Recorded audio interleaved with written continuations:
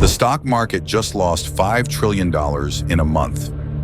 What's going on? The stock market has taken a massive hit, losing over $5 trillion since its all-time high just a month ago.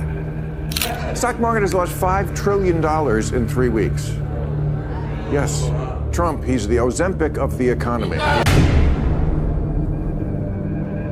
I'm trying to get my head around $5 trillion, Ron. Help us put that number into perspective when you're talking about a loss like that. Yeah, so it's time to get our heads wrapped around that perspective, because this is a normal, at least for now.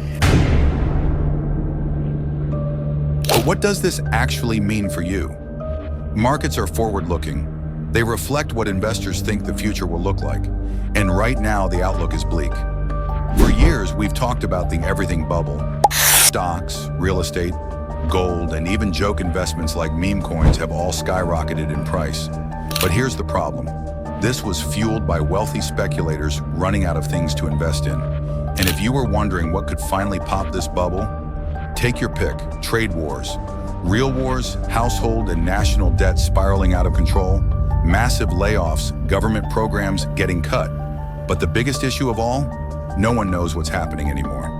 Uncertainty is the enemy of money. Businesses and investors thrive on predictability. Every decision, hiring, launching products, investing, relies on reasonable assumptions about the future. But when everything is unpredictable, the only smart move is playing it safe.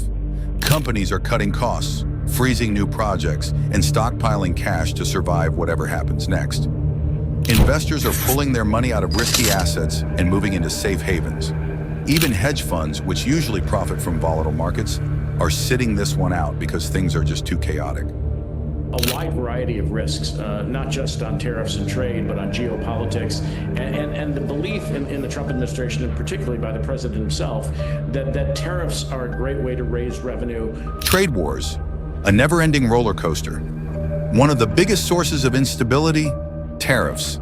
Since taking office, Trump has implemented, canceled, raised and renegotiated tariffs on Canada, Mexico, China, and even the European Union. In just 2 months, we've seen more trade policy changes than in the entire previous decade. The problem isn't just tariffs themselves, it's the uncertainty. If businesses knew tariffs would stay at a fixed 25% for the next decade, they could adapt by shifting supply chains and finding new partners. But when policies change every week, why would any company invest billions in a plan that could be irrelevant in a month? The stock market isn't the economy. Until it is now, you might think. Who cares? The stock market isn't real life. And you'd be right, until the market crashes.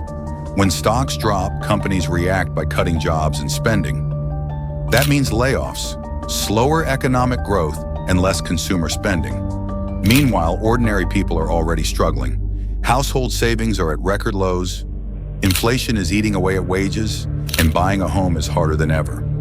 Are companies really investing in the future?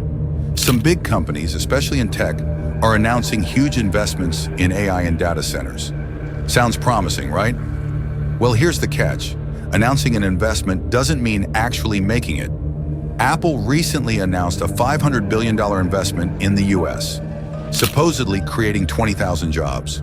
But wait, didn't they say the same thing in 2018 and 2021? Companies do this all the time for 3 reasons.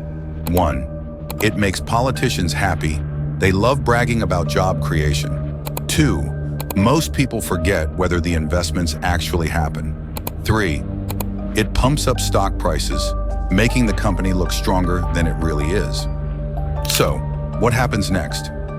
If the market keeps crashing, big investors will have the chance to buy everything at a discount. Meanwhile, for everyone else, it means job losses and economic struggles. And if you think a real estate crash might finally make houses affordable, I've got bad news, but that's a story for another video. Want to understand how money really works? Hit that subscribe button and drop a like. See you in the next episode.